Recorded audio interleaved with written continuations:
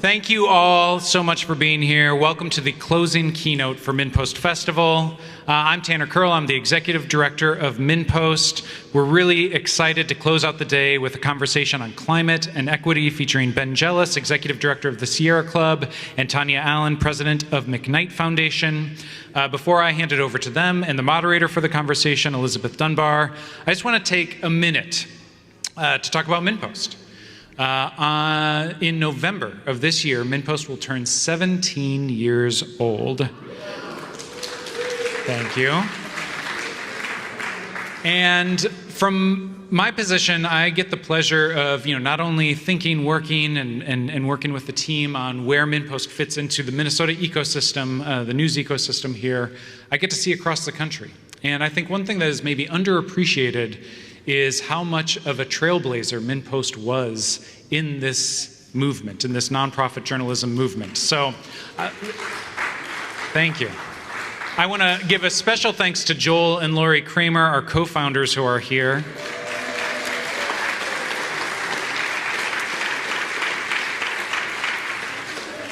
And as a trailblazer and a leader in this movement, we get organizations from across the country turning to us asking, how do you do it? What's the magic there? How have you been successful? How can we do what you do?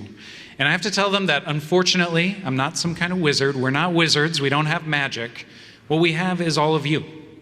An incredible community that stands with us, that stands behind us, that believes that journalism is a critical and essential community asset, that invests in it and makes it possible. So I want to thank all of you for your support. I also want to report that I got word from the team that so far, just in the last 5 hours, we've received around 20 donations, adding up to around $2,000, and we are just 20 people short of 5,000 members. And wouldn't it be incredible if we ended today hitting that 5,000 mark? So, if you are not a member, you can look at that QR code. You not only look at it, get your phone out, scan it, and a donate button comes up. And if you are not already a member, you can be one of those 20 people that gets us to 5,000 today.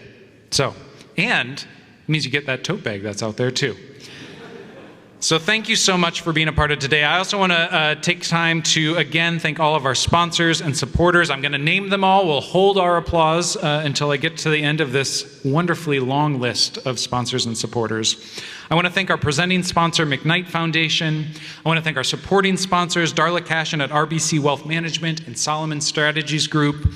Our promoting sponsors, Accredited Investors Wealth Management, At Sarah's Table, Chester Creek Cafe, Brave North Technology, Citizens League, Danger Boat Productions, Frederickson, the Shavlik Family Foundation, the Hubbard School of Journalism and Mass Communication at the University of Minnesota, the Humphrey School of Public Affairs at the University of Minnesota, the League of Women Voters of Minnesota, the Minneapolis Foundation, and the Minnesota Humanities Center. I also want to thank our media partners, Axios Twin Cities and Sahan Journal. And I also want to thank our event partners, Do Good Events and the Element Hotel in downtown Minneapolis. In addition to these wonderful sponsors, we have several executive presenters. That's Jim and Joy Erickson, Joel and Lori Kramer, Ellen Archibald, Peter Hutchinson, and Carla Ekdahl. And thanks to all of our generous individuals who are supporting us as VIPs through the festival. Let's give them a round of applause.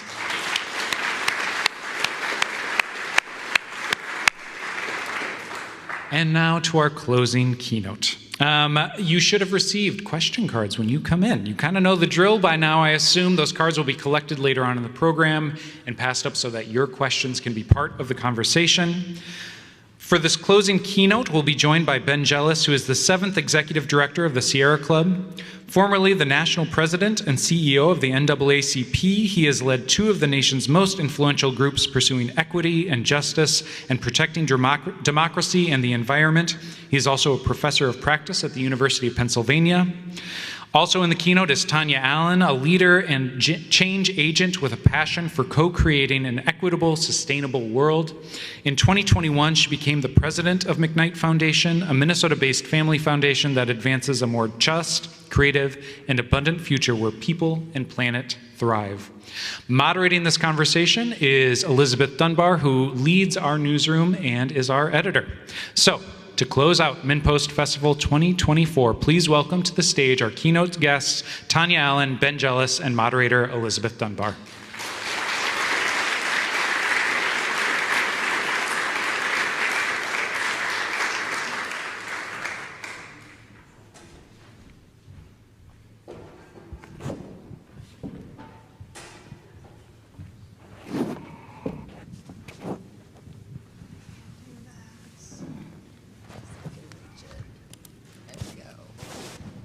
Thank you all for coming. Thanks for joining us.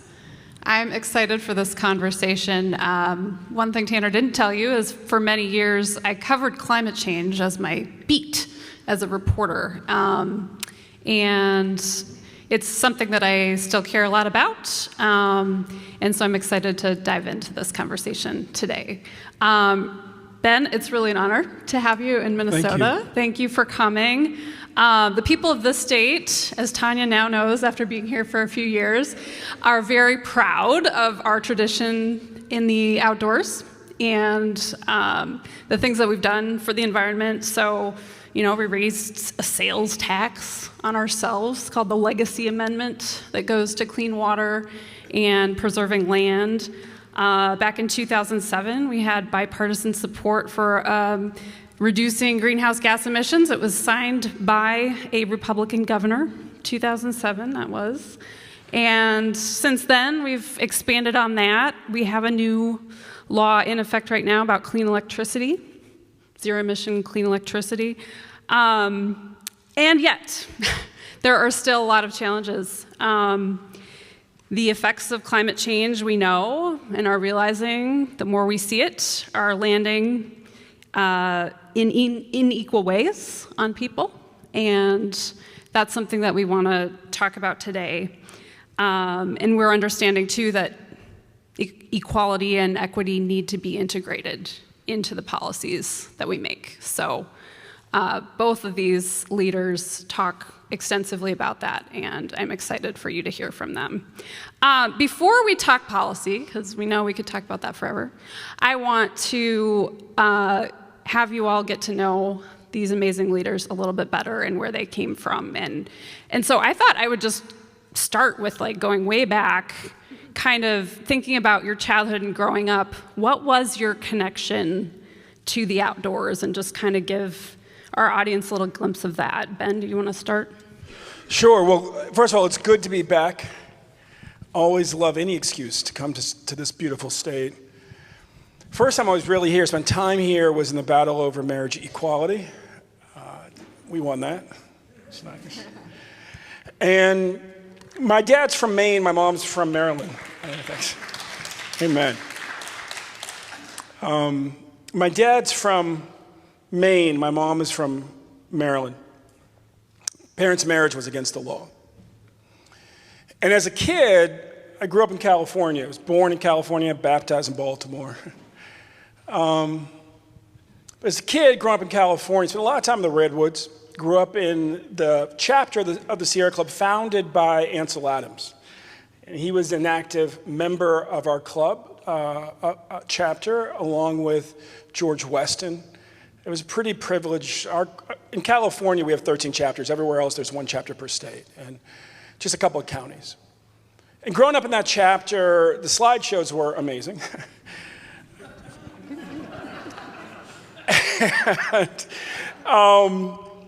But it was really getting outdoors with my family. My parents would have us camp out in the base of redwood trees, because redwood trees are watered by the clouds, coastal redwoods. So lightning strikes them, the base burns, and then it self-extinguishes, and you end up with like a teepee inside of a tree. I always credited my father from Maine with getting us into the outdoors. And then my mom corrected me when I was about 21. She said, think about it for a second. Your father growing up in Maine was burned out on trees by the time he was about 14. She's like, but I grew up in the housing projects in West Baltimore. If you watch The Wire, my mom grew up in the low rises. She said, all I did was dream about getting into trees. So you never really know sometimes who is actually leading you into the outdoors. When it was my case, it was my mom from Baltimore who was pulling the family back into the outdoors. Yeah. Tonya, what about you? What are your memories of the outdoors growing up? Well, it's interesting because I grew up in the city of Detroit, and when I grew up in the city of Detroit, it was around the time when we started to really see an extraordinary decline in the city. The city's population, its infrastructure was starting to erode. So quite honestly, our family did not have much resource. So we did not go outdoors. And I think I became more acclimated when I had children, kind of late 20s. And the reason why was because I needed to get out of my house with these crying children. But when I did, and at that time I started to travel a lot more, and what you learn really quickly is the majestic nature of the outdoors.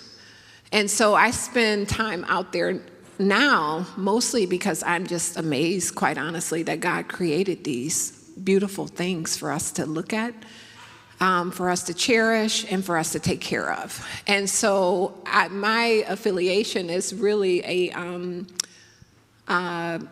affiliation of gratitude, an affiliation of stewardship, and responsibility is the way that I think about the outdoors. Mm-hmm. So now I want to just transition into some of your early career work, and especially both of you did amazing work in equity and organizing and policy work. And so want to get a better sense of that work and how that helped shape where you are today. So Tonya, talk about Michigan and the work that you did and what types of inequities you would see in your role there. Okay.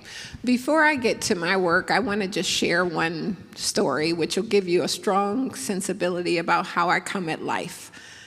Is that my grandmother, I'm 5'9". My grandmother was, I'm 5'10". I think I'm shrinking.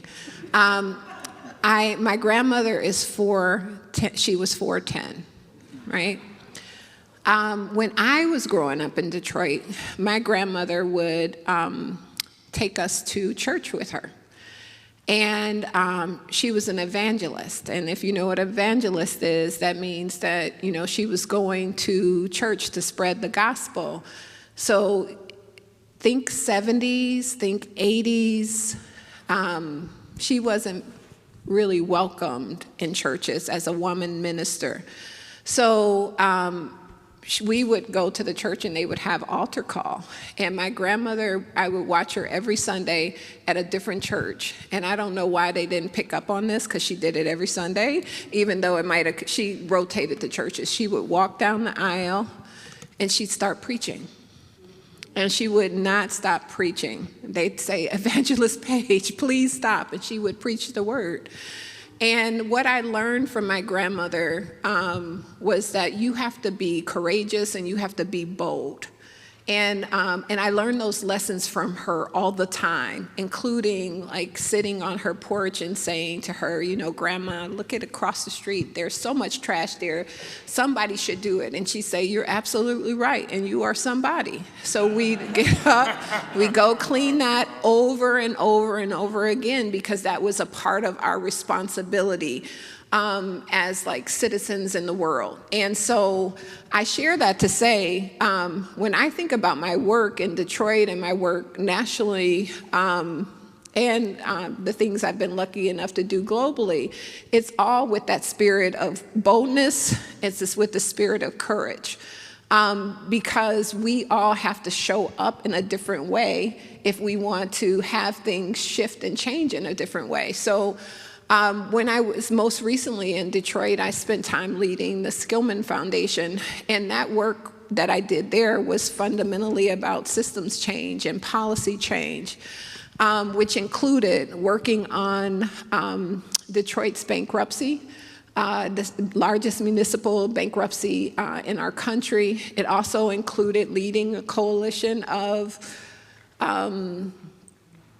Republican, Democrat, business, parents, unions, educators, whoever you could imagine, helping them move a process forward that actually saved Detroit Public Schools from hitting bankruptcy.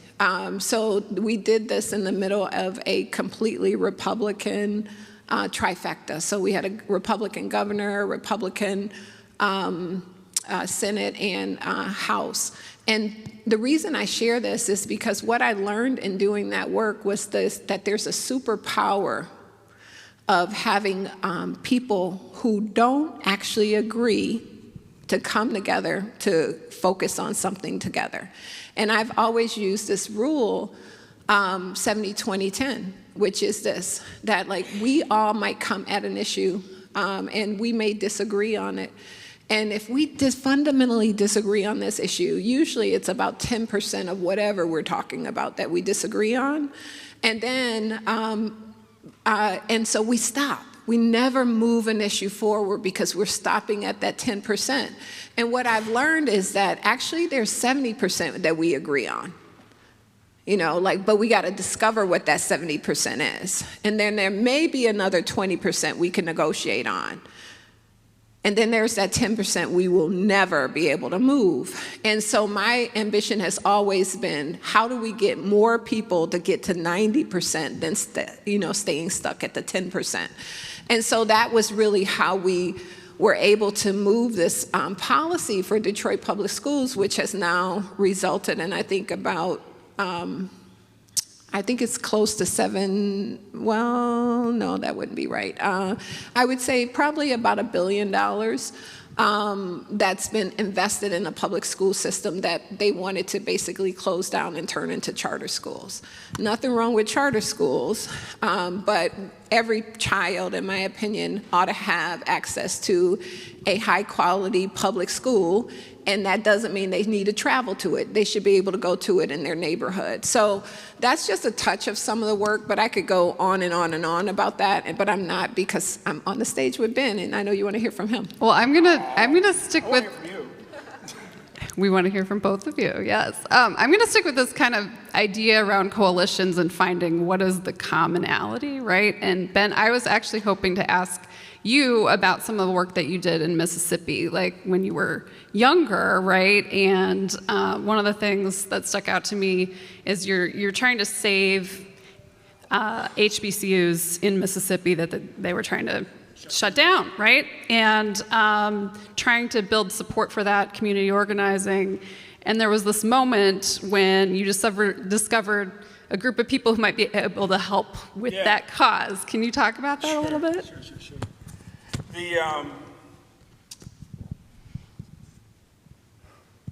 So go back 30 years.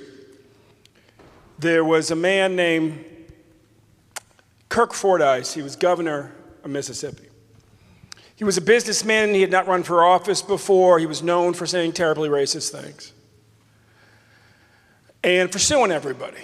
Sounds like a prototype for somebody else we know. And he defeated the last New South governor of Mississippi by basically goading that man to show the inner racist that the New South governor was hiding to get black votes. And the New South governor took the bait at the end, and black folks stayed home from the election. Kirk Fordyce became governor. And then he just kept doubling down. And so the Supreme Court issues a decision shortly after he's elected, saying that the public universities in Mississippi are still segregated, and that Mississippi needs to, quote, eradicate its dual system of higher education. And black folks celebrate, because they're like, oh, these schools will naturally desegregate if you stop underfunding the historically black ones, because they're in places like Jackson with lots of folks, and the school's well-funded, will go. But Kirk Fordyce hears it, and he says, shut down the public historically black colleges. But there's some nice buildings there. He said, well, the newest one is Mississippi Valley State. Now this is Alcorn State. If you know football, Alcorn State was Steve McNair's college. He was like a pioneering black quarterback in the NFL. Jackson State, that's Walter Payton's college. I'll come back to that in a second. and Mississippi Valley State University, that's the 49er Jerry Rice's college. So he says, shut down Alcorn State, it's old, it's put out to pasture. Jackson State, we're going to make it majority white in 2 years. Valley State, let's turn it into a prison. So a young man named Derek Johnson, who's a student in the state, starts a campaign. He's now the national president of the NAACP. And a young woman named Stacey Abrams and I were at organizing training at the A. Philip Randolph Institute with Derek, and he tells us about it, and we agree to help.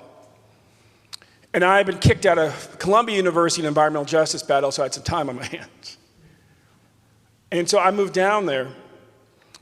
And we decided that if we're going to get this issue on the map, we've got to organize the largest student march in the modern history of Mississippi. They have been very small ever since students were killed by the National Guard in, I think, early 1970s, the same week that students were killed at Ohio State. Neil Young's song. And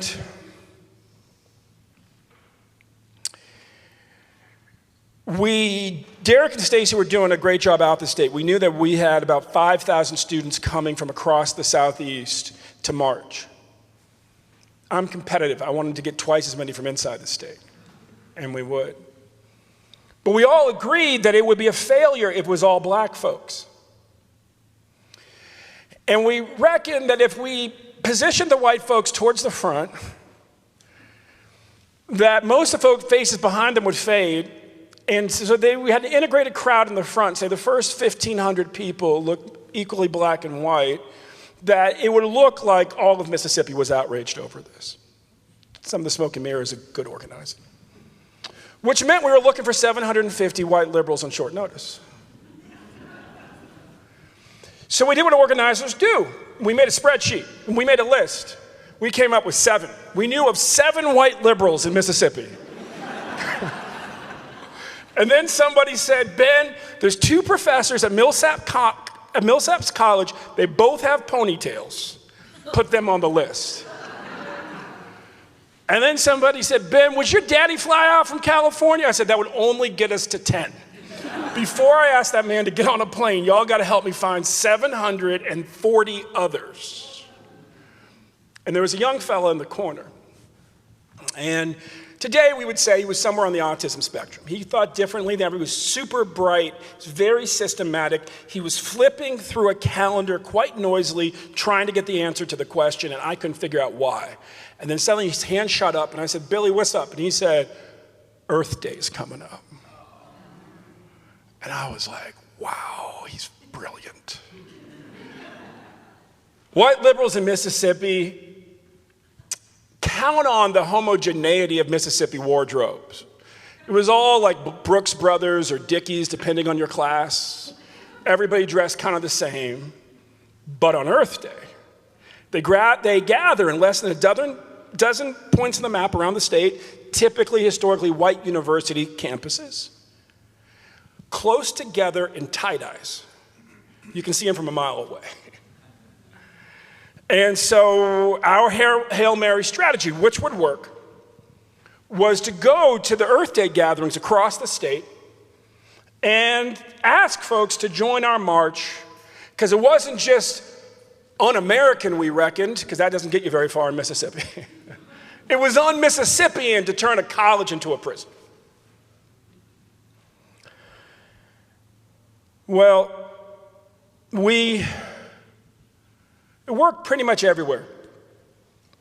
But there was one team when we all gathered back. Everybody's, same game plan everywhere. Head out early in the morning, get there early, talk to the organizers, ask to be the last speakers, so you're there when they have a maximum crowd, ask for their help in saving the black colleges, tell them where to be when, pass out the flyers. Every team's back by 5, 6, 7, 8 comes, one team's missing. 10 p.m., I sent everybody home because the office also was my bedroom. I needed to get ready to sleep on the couch. And we made a phone tree. If there's any young people in the room, you can ask, somebody else what a phone tree is. But needless to say, it's how you make one call to like 5 people each, and then they call more, and everybody gets a call. As soon as our team that we sent up to Mississippi State University got back. But I was secretly very worried. Any Johnny Cash fans in the room? All right, there's an old B-side song by Johnny Cash called Starksville City Jail. That's where Mississippi State University is. The town where Johnny Cash was put in jail for picking a daisy. That's the town I sent them to. Now, to get there, you had to go through Philadelphia, where Cheney, Goodman, and Schwerner had been lynched closer to the day of that march, chronologically, than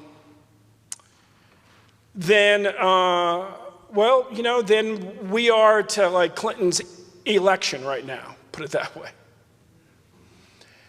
And the sheriff, the head of the Shriners in Philadelphia, was the sheriff that turned over intentionally Cheney, Goodman, and Schwerner to the Klan to have them lynched. And the sheriff in Starksville was the deputy, they said, who arrested Johnny Cash for picking the daisy. This was hostile territory. Come 1 a.m., I'd fallen asleep at my desk, and around 2, the phone rang. And now I had a quandary. Do I pick up the phone or not?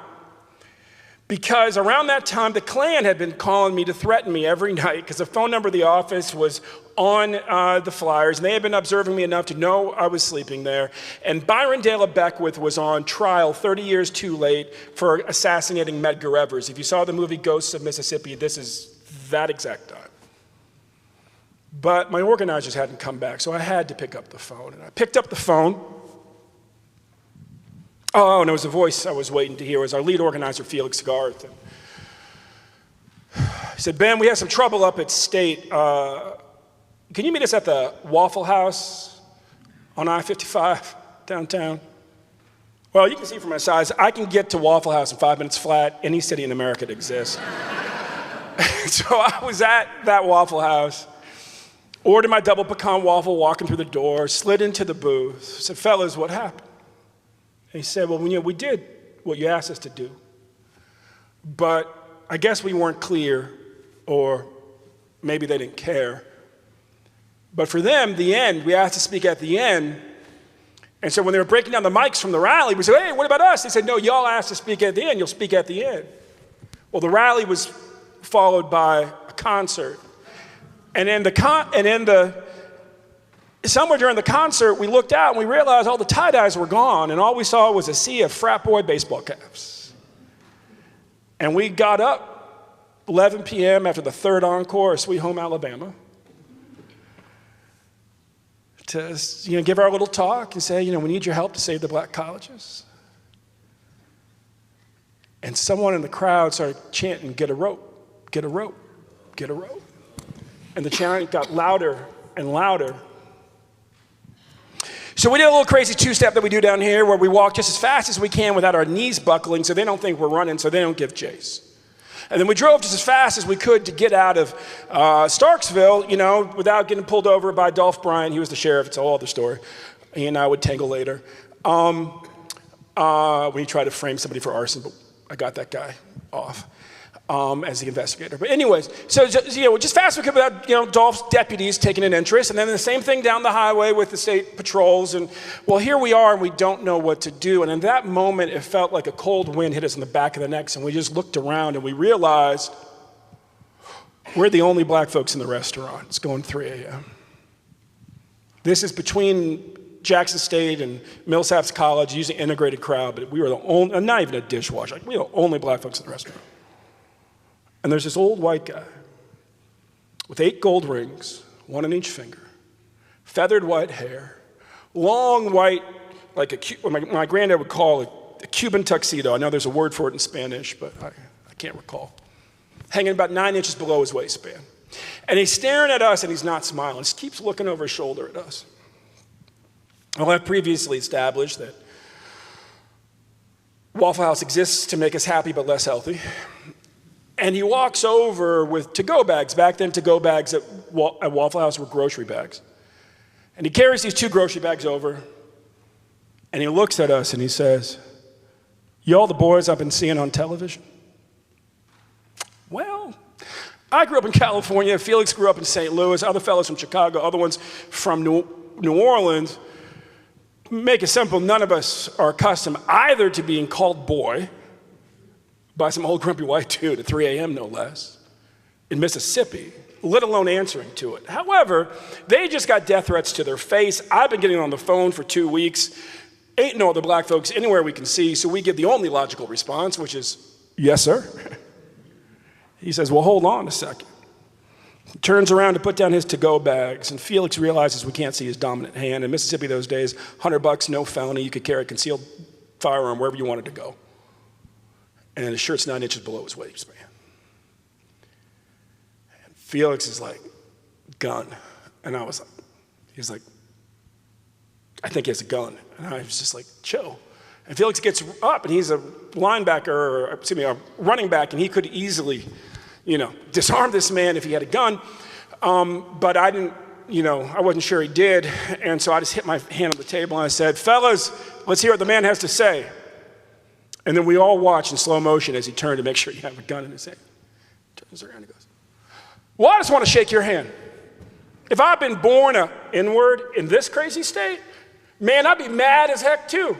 I'm so proud of you, boy. Now, he's called us N-word once. He's called us boy twice. And yet our heart's warming like we may have just found the most grammatically challenged ally in America. I'm so proud of you, boys. I own the used car lot right down Highway 49. Well, that explains the 8 gold rings, sir. If you need anything, if you need money, if you need a car, if you need somebody for that crazy march, will you just come see me? And he picked up his to-go bags, and he left. We slept better that night than we expected to sleep. We woke up the next day, we did what good organizers do. We debriefed the day before, what went well, what went wrong, what mistakes did we make, what can we do better, what did we do well that we can double down on. And when it came to mistakes, we decided that we only made one big mistake. We assumed. We assumed that we knew who our allies definitely were. Anybody that might attend an Earth Day anything. We were like 90% right, but 10% very, very wrong. And we assumed that we knew who our allies definitely weren't. The old white dude staring at us, not smiling, calling us boy. And that day, we changed our strategy in a way that I have never turned back from. We decided that we would give everybody in Mississippi, anybody who we encountered, the opportunity to disappoint us by just simply assuming that they understood right from wrong. And that if we gave them a choice, they were prepared to do the right thing in some way. And we saw the news coverage shift. And you got to remember, Mississippi in the early 90s, man, Mississippi media, with the exception of the one station that Aaron Henry, the old NAACP president, literally clawed ownership of because they had discriminated against him when he ran for governor. With the exception of that one NBC affiliate, every other major news outlet in the state that wasn't black-owned or one liberal newspaper up in the Delta had been nostalgic about bringing segregation back well into the early 1980s and supported the Sovereignty Commission, which was like the KGB of the old Confederacy, until at least the mid-1970s. And so everybody had a pretty good rap about why you can't talk to 90% of the media in the state. And we said, you know what? We got to give them a shot. I mean, who are we going to talk to? And so we went to all of them. We went to all the First Baptists and the First Methodists and all the old wealthy plantation owner-funded churches. And one by one, the outlets' coverage changed. And we well exceeded the 750 folks at the march. And the schools are open to this day and better funded. And I've taken that same strategy into every battle. I'm doing it right now at the Sierra Club on the environment. I'm picking up more Republican leaders than anybody would expect. And we have members who are doing the same thing, getting people have Trump flags. Because if you approach people as if you only want good for them, and you talk to them about common values and common interests, in the case of the environment, like health, like jobs, and you address that first, then you have their attention. And then you can typically lead them, as Tonya said, you can typically lead them at least 70, 80%, 90% of where you want them to go. And that's enough to win. Thanks for that, Ben.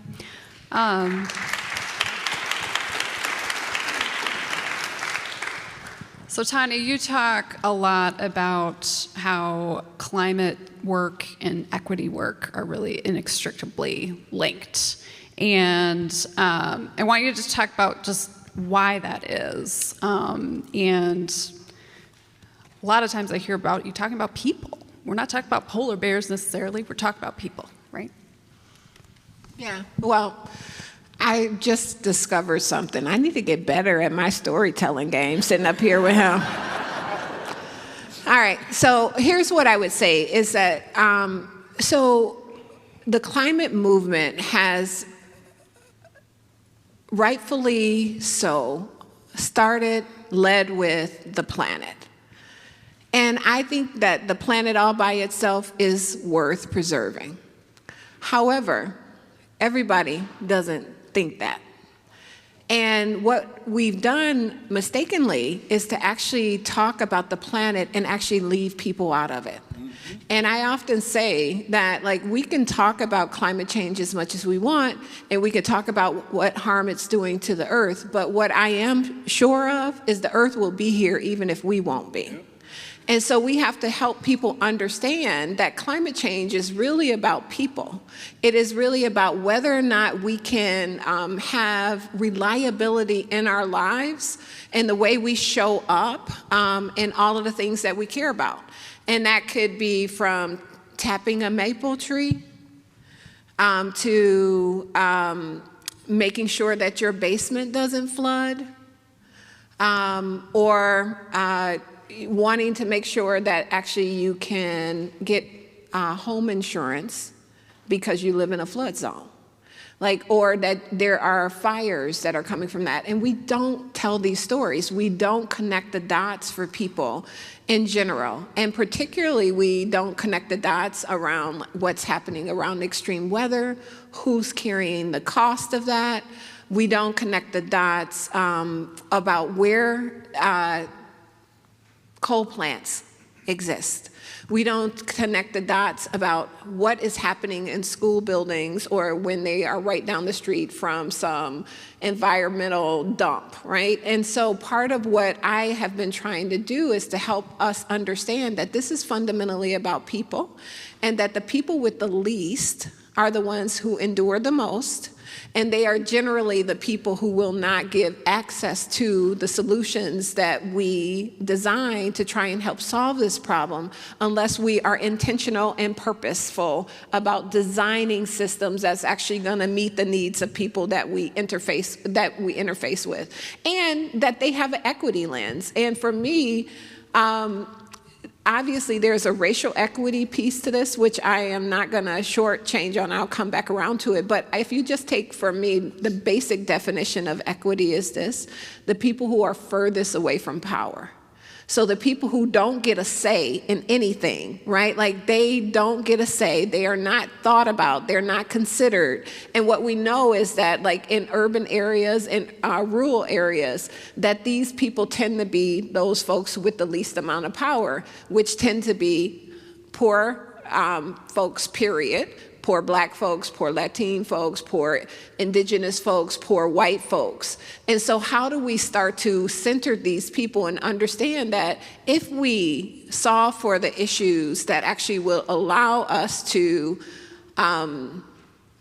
change how we're putting out emissions, actually preventing the emissions, and actually put in place clean energy, then that gives us an opportunity to make the first ever equitable transition our country has ever seen.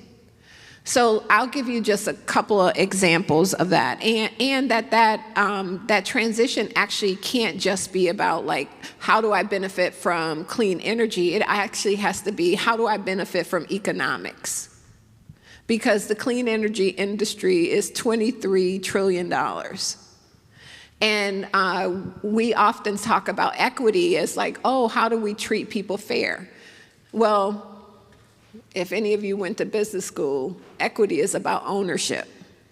And that's what I think about all the time, is how do we give people access to ownership? How do they own a piece of the future? Because when you own a piece of the future, then you're going to invest in the future.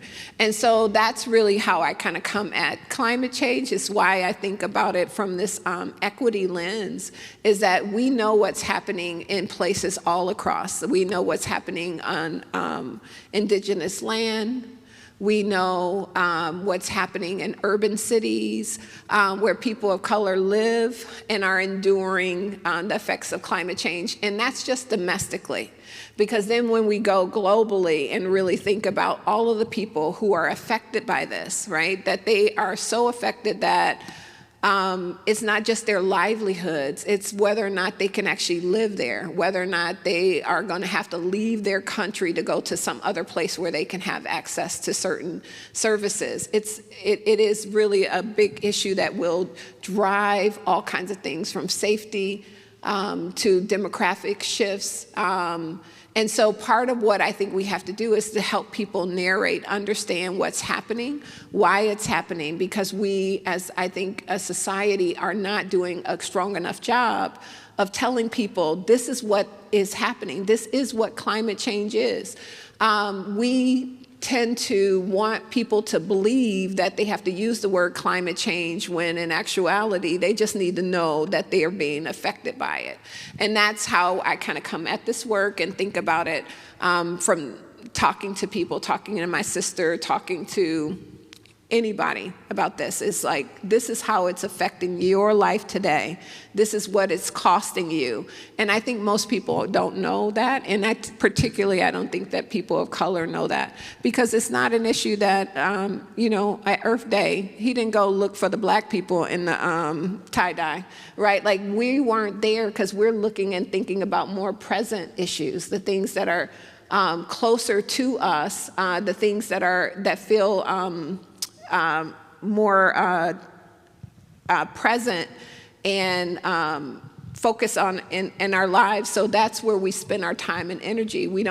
Sometimes people don't actually have the privilege of actually thinking about the future, right? And so this is part of it, is actually bringing these issues of today together with the issues of the future. Ben, nationally, I was hoping you could talk about progress being made in the environmental movement on the things that Tonya just talked about. Are environmental groups changing the way that they talk about these things and the way that they approach these issues, in doing it with an equity lens, or is there still quite a ways to go on that? Both. Yeah. Both. I was with a group of organizers who are organizing to shift the way that we dispose of sugarcane. In Brazil, where my fiance is from, they don't burn sugarcane anymore because it's so toxic. But in America, we still do. And in this one place, there were kind of two ends to the sugarcane world. There was, in the words of our organizers, who were 2 of 1, like 9 out of 10 were white. And they were talking about this black and brown community and this rich community. This black and brown community and this rich community. The rich community was an equestrian community, and the sugarcane producers around there agreed to stop burning their sugarcane, dispose of it other ways. This thing called compost. Dispose of it other ways, because the smoke was killing the horses, and those horses were expensive. But in the black and brown community, they were continuing to burn the sugarcane, and it was killing the elderly, just like the trash incinerator Herc here that we're fighting to tear down. Always those emissions kill somebody.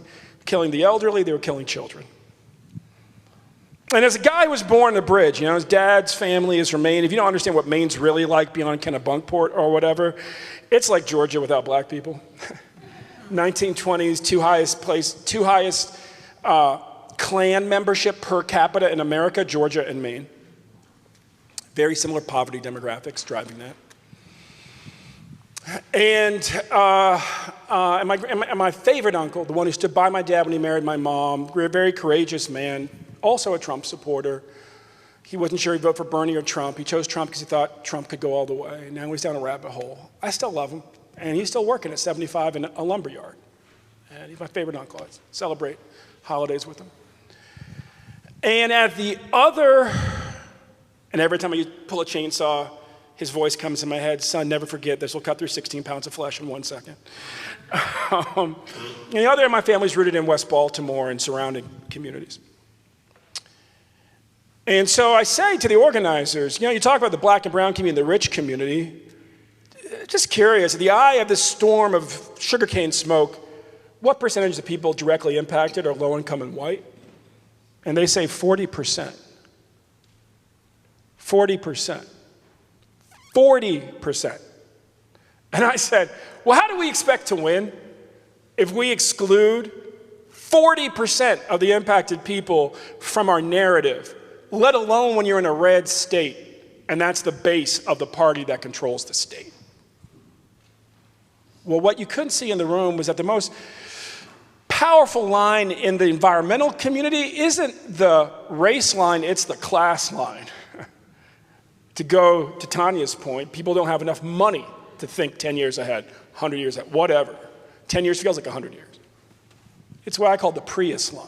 If you can't afford a Prius, you're probably not active in the Sierra Club. And we need to change that. The way I change it is this. I just talk about where we are as a country. Because the nice thing, right, the old environmental community was always killing jobs. That's the way people thought. You were killing the timber jobs. You're killing the coal jobs. You're killing the... Well, this December, we will cross an important line. More of American power will come this year for the first time from solar and wind than from coal. Renewables are creating real jobs, and they're creating real jobs in part because we're increasingly building the technology here. We are opening factories across the country. I've toured them in Georgia and West Virginia. EVs are rolling off the production line in Detroit, and Detroiters, not all of them know they can afford an EV or if they want one, but they all want to build them. They want them made there. And so, what I say to people when I go around and talk, the last time I was crisscrossing the country for a green group was against NAFTA. We were called Chicken Little. We only had 2 points. You pass NAFTA along with WTO and GATT and permanent normal trade relations, and what it will add up to is you will kill American manufacturing and you will ship those companies and those factories to other countries where they will poison the earth faster. We were called Chicken Little. I spent my entire adult life being proved right. We've shut down 65,000 factories since NAFTA was passed. You cannot explain the toxicity in American politics without referencing what happened to industry. Just like you can't explain Brexit without deindustrialization in the UK. And you want to see American politics get worse? Oppose the tariffs that Joe Biden just passed, as many green groups did. He passed tariffs on everything coming from China that was EVs or solar panels because China's strategy intentionally is to undercut manufacturing worldwide by over-subsidizing the production of hard goods. No, they cannot make a profitable $14,000 electric vehicle, but they can subsidize industry so much that they can sell you one long enough for Detroit to go out of business. And if you think that's hyperbole, consider that we used to make TVs and toys in America, and we don't make either one, or textiles pretty much. Big American industries can disappear. You want to see our politics take a turn for a worse? Let China undercut Detroit. Solar panels, the only question is China producing 85 or 98%? I heard somebody say with certainty the other day it was 92 worldwide. And so we start to operate solar panel factories across America. And what did they do? This year they cut the wholesale price 50%. So I'm proud Sierra Club is out there. And the way I talk about it is this. I say, think about America for a second. Where do most Americans live? I would argue it's the same address. Not the rich ones, not the well-educated ones, just most Americans. Where do most Americans live? They live at this address. I live where there used to be a factory.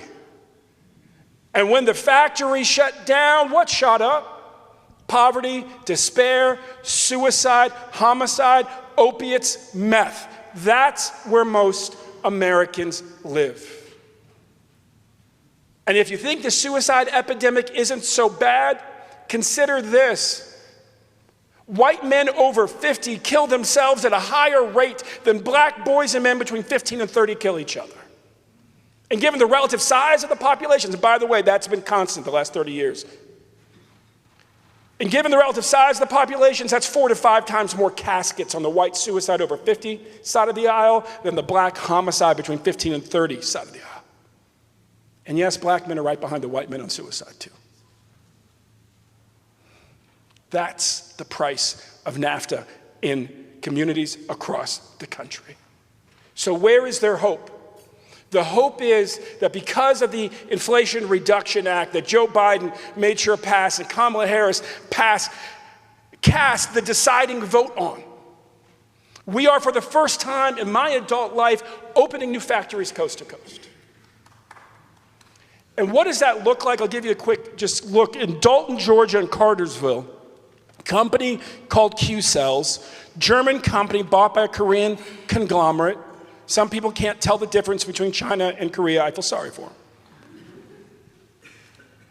Big difference.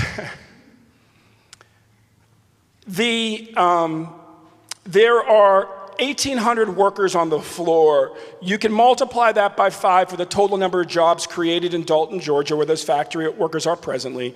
Dalton had the biggest drop in employment on a percentage basis anywhere in the country during COVID because they are the carpet production capital of the world, or of the country. So we stopped building homes, we stopped making carpet. Employment plummeted. So there's 9,000 jobs now in Dalton because there's 1,800 at the factory. And when Cartersville opens up, there'll be 5,000 across the two. That's 20,000 more jobs. And the factory floor looks like Dalton. If you don't know Dalton, this is Marjorie Taylor Greene's district. Ain't nothing nice ever comes out of that woman's mouth that makes it on television, at least. Most divisive person in the US Congress. This is her district. And the factory floor, people work together across every line. It looks like Dalton. You got white men with 8-inch beards. You got lots of black folks. You got Latino guys pulling up their trucks with Mexican flags flying out the back. Everybody's getting along just fine. And everybody's proud. You talk to them. They say, you know, we stand up a little bit straighter when we walk through town because we know that our job has purpose. Making carpets, we weren't so sure about. But making solar panels, we know that we're doing something good for Dalton. We're doing something good for the country, doing something good for the world. And you walk out that factory, you could almost miss the art from the Earth Day competition. And I say, what's this? And the lady whose family's 5th generation factory workers in Dalton says, oh, that's the kids' Earth Day competition. Every year, we ask the kids the same thing, draw your parents going to work. Draw your parents going to work at the solar panel production factory in Dalton, Georgia. And man, every single one of these kids drew their parents as a hero saving planet Earth. In the most divisive district, not in Georgia, in America. Children, black, white, Asian American, Native American, Latino. Parents voted for Trump or voted for Biden. Doesn't matter, all the kids agree. We need more solar panels, our parents are heroes, and we're hopeful for a better future. And it made me hopeful for a better future. Because if you want to reverse the divisiveness in America, we've got to build an economy again that lifts all boats. We have never stopped inventing great things, we just stopped building them, and the path is to start building them again. And the best opportunity we have to do that in the world for any country right now is simply that the whole world's gonna have to change the way that it's powered, change the way things are transported. That's a lot of stuff to build.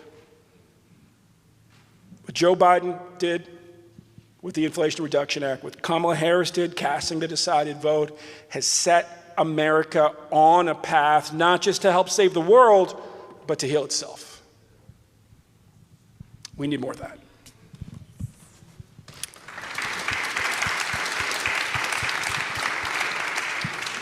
So Ben just shared a hopeful story about our country. There's a question I got audience questions here, by the way. We got to wrap up, but we'll do just a few audience questions here. So this one's for you, Tonya, and that is, give one example of climate progress here in Minnesota that gives you hope.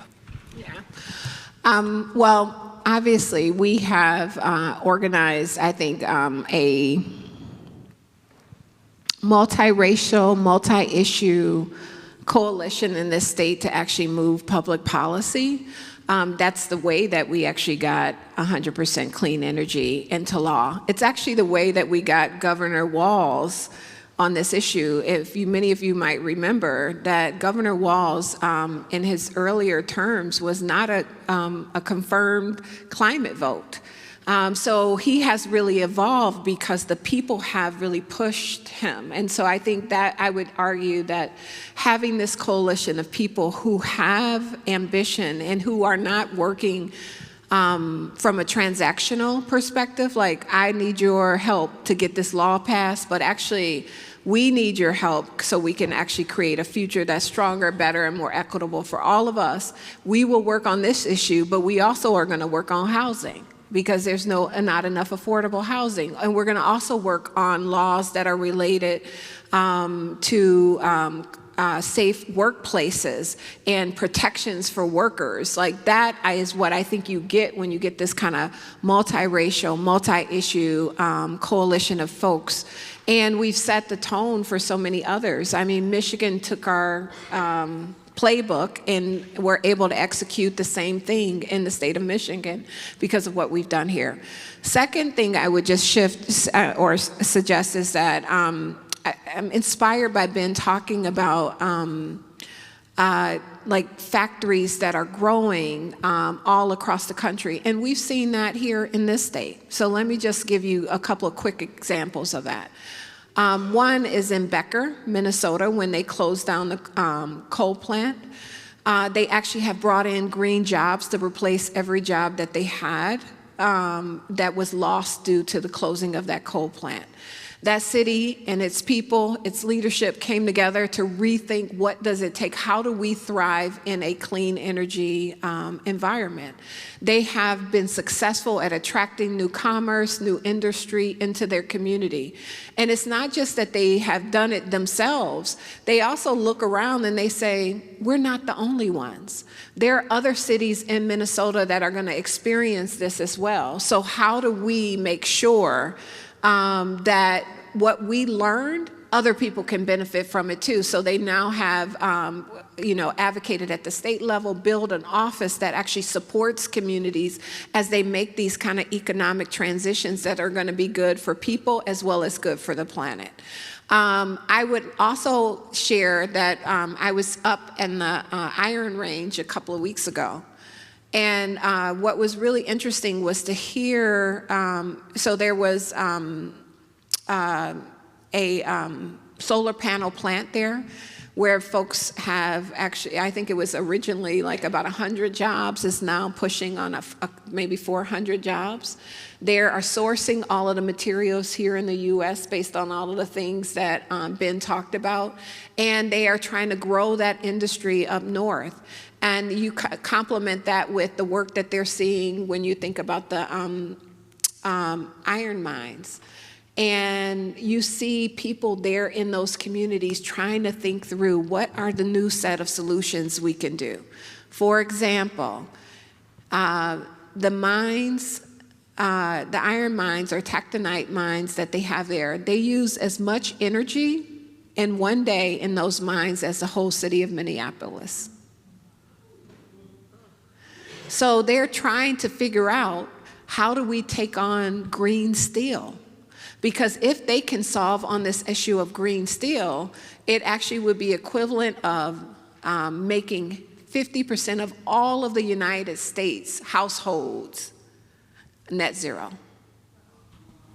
And what we have in Minnesota is all of the things that actually make it more viable for it to happen here than it can happen anywhere else in the world. So we have a lot of things that are going on in this state that I think not only lead us as a state, but it leads us as a country. It can possibly lead us as a world. And we just have to invest in those things. And it all is driven and starts with people power is what I would offer. Thanks. So one last very specific question, Ben, for you, and that is, and short answer because we need to wrap up, does the Sierra Club support nuclear energy? Does the Sierra Club support nuclear energy? The Sierra Club, no, is not on record as supporting nuclear energy. And we are engaged, I think where our focus is on the industry is on the most dangerous old reactors. There's a reactor down in South Carolina we're concerned about right now because it is beneath 2 earthen dams that, given the climate change related rains the Carolinas have been getting, are increasingly close to breaking. And so we are putting our energy on the nuclear industry these days, really focused on a number of risks that exist basically on waterways, because you can't make nuclear energy without it. Now, what I would say is this, and this is what Al Gore would say too. If anybody's proposing a new nuclear reactor, point out to your local officials that it's the only form of power that's not only not getting cheaper to produce, it gets more expensive to produce every year. It literally has a reverse learning curve, which means that whatever the industry is proposing, it will cost more, it will take longer. There's really no need for it anymore, especially with batteries being where they are. Solar and wind now are not just the ones that are getting faster, cheaper than any other form of energy. They are the fastest forms of it. They're the cheapest forms of energy, period, in the United States. Cheaper than anything else, and they're the most resilient.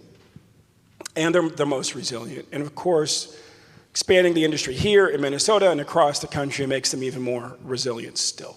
So there's really no reason to have a conversation about new nuclear reactors, and there's a bunch of old ones that are a very dangerous threat right now. All right, we're going to leave it there. Thank you to Ben Jealous, and thank you, Tonya Allen. Just really quick, raise your hand if you're a baby boomer. Keep them, all right. I have an assignment for all the baby boomers in the room. You guys are the generation that expanded Sierra Club out of California and across the whole country, including right to here. And some of you might be old enough to remember when we had Sierra Club singles and when it was a lot more fun to be in the club. Well, in the back is Margaret Levin. Raise your hand, Margaret. Margaret is the head of the Sierra Club here. Now, this is what we need you to do. Talk to your grandchildren and tell them to join the club. Because, passions skip a generation often. Your children weren't as interested in exploring the outdoors as you were, but your grandchildren are. The generation, Gen Z, that is the most enthusiastic generation about exploring the outdoors with friends from school and work since the boomers. And we need them to join the club. The leader of the Washington State Sierra Club, their co-chair, is a young black woman from Minnesota whose grandma joined the club here.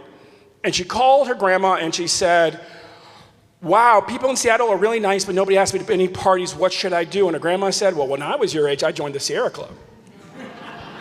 And she joined the Sierra Club, and she has a great social circle now. So please, all the boomers in the room, tell your grandkids to join the Sierra Club North Star chapter. We could use all of them. We were out there fishing with kids today. They would have had a great time just helping us teach young kids how to fish.